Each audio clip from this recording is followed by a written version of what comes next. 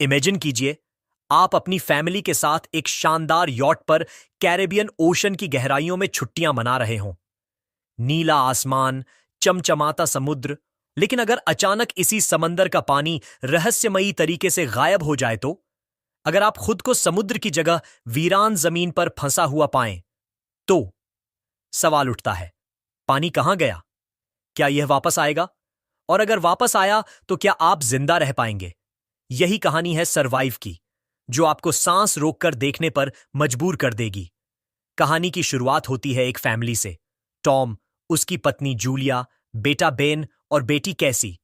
वे सब बेन का birthday celebrate करने यॉट पर निकले हैं। माहौल खुशनुमा है, हंसी ठिठोली है।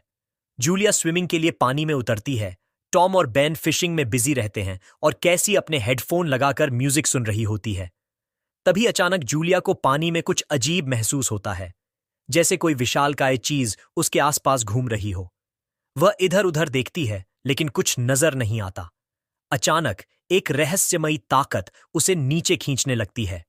उसी वक्त यॉट पर रखे इक्विपमेंट्स भी बेतरतीब तरीके से मूव करने लगते हैं, जैसे समुद्र खुद किसी तूफान की तैयारी कर रहा हो।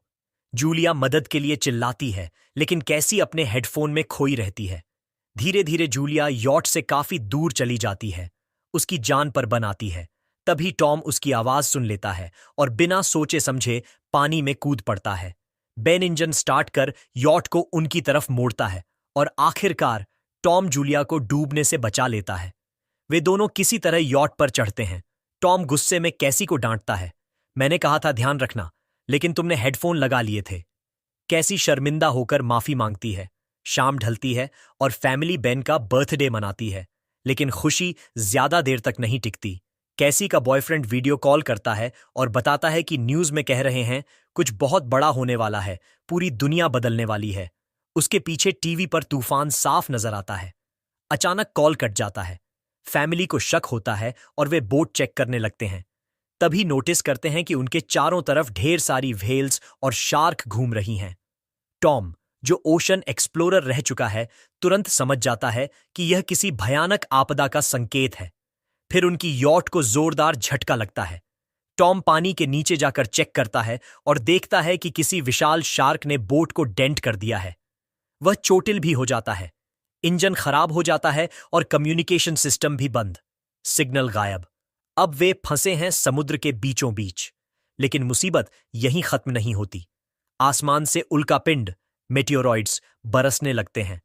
दरअसल वे सैटेलाइट्स थे, जिनके टकराने से रेडियो और नेटवर्क सिस्टम्स फेल हो चुके थे। एक मेटियोरॉइड उनकी यॉट से टकराने ही वाला था। टॉम इंजन स्टार्ट करता है और किसी तरह बचा लेता है, लेकिन इंजन पूरी तरह डैमेज हो जाता है। फिर दूसरा मेटियोरॉइड गिरता है और बोट तहस नहस हो जाती है। फैमिली लाइफ जैकेट्स पहनकर कैबिन में छिप जाती है। जोरदार धमाके के बाद सब बेहोश हो जाते हैं। जब होश आता है तो वे देखकर हैरान रह जाते हैं। यॉट के आसपास पानी नहीं है, पूरा समुद्र गायब हो चुका है। चारों तरफ सिर्फ वीरान जमीन, चट्टानें और मरी हुई मछलियां। असल में धरती के पोल्स शिफ्ट हो गए थे।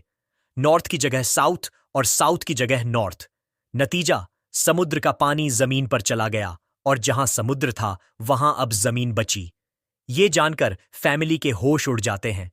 कैसी को अपने बॉयफ्रेंड की याद आती है और वह टूट जाती है। टॉम रेडियो से मदद मांगता है और चौंकाने वाली बात, उसे रिस्पांस मिलता है एक कैप्टन नेटो से, जो सबमरीन में बचा हुआ है। कैप्टन बताता है, 1 हफ्ते में पानी वापस आएगा और तब लहरें इतनी खतरनाक होंगी कि सब मिट जाएगा। अगर बचना है तो ऊंची जगह पर चले जाओ। टॉम कैप्टन से रिक्वेस्ट करता है कि मेरे बच्चों को बचा लो। कैप्टन मान जाता है और लोकेशन शेयर करता है। टॉम तय करता है कि 2 दिन में वे वहां पहुंच जाएंगे। लेकिन किस्मत इतनी अच्छी कहां थी। अगले दिन उन्हें एक अजनबी आदमी और उसका डॉग दिखता है। टॉम मदद करता है, लेकिन वही आदमी टॉम की हत्या कर देता है। जूलिया और बच्चे किसी तरह बचकर बोट में छिप जाते हैं, लेकिन वह किलर उनका पीछा नहीं छोड़ता। जूलिया उसे चकमा देने की कोशिश करती है, लेकिन आखिरकार वह बोट में घुस जाता है। कैसी फ्लेयर गन चलाती है और फैमिली किसी तरह बचकर भाग निकलती है। लेकिन टॉम अब हमेशा के लिए चला गया था। आगे भागते हुए वे जहर भरे एसिड वाले इलाके से गुजरते हैं। प्यास से बेहाल बेन जहर वाला पानी पी लेता है और बीमार हो जाता है। फैमिली को पुराने क्रैश हुए प्लेन में आश्रय मिलता है, लेकिन किलर फिर उनका पीछा कर लेता है। इस बार जूलिया गुस्से में उस किलर को मार गिराती है, मगर जब सुबह होती है तो पता चलता है कि उसकी बॉडी को डरावने सी क्रिएचर्स ने नोच डाला है। अब वे समझ जाते हैं कि खतरा और भी बड़ा है। आगे बढ़ते हुए वे एक कार्गो शिप तक पहुंचते हैं, जहां कंटेनर्स में लोग छिपे हैं। लेकिन तभी विशाल केकड़ों की फौज हमला कर देती है और उन सभी लोगों को मार डालती है। जूलिया और उसके बच्चे किसी तरह ऊपर चढ़कर बचते हैं, लेकिन जूलिया गंभीर रूप से घायल हो जाती है। कैप्टन फिर रेडियो पर बताता है, पानी जल्द लौटने वाला है और यह जगह डूब जाएगी। फैमिली तेजी से उसकी सबमरीन तक बढ़ती है, लेकिन रास्ते में लैंडस्लाइड से जूलिया फंस जाती है। वह बच्चों से कहती है, मुझे छोड़ दो और खुद को बचाओ। कैसी रोती है, लेकिन मजबूरन भाई को लेकर आगे बढ़ती है।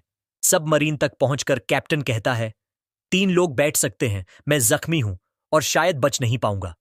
तुम लोग बैठ जाओ। कैसी भागकर वापस मां को बचाने जाती है। आखिरकार दोनों मां बेटी फिर मिलती हैं और साथ मिलकर सबमरीन तक लौट आती हैं।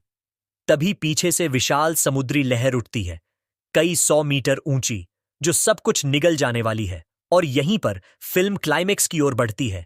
क्या यह फैमिली सबमरीन में बच पाएगी? क्या वे पानी की तबाही से जिंदा निकलेंगे? यह फिल्म आपको अंत तक सीट से बांधे रखती है। दोस्तों, अगर यह वीडियो अच्छी लगी है तो वीडियो को लाइक करके इस चैनल को सब्सक्राइब कर लीजिए।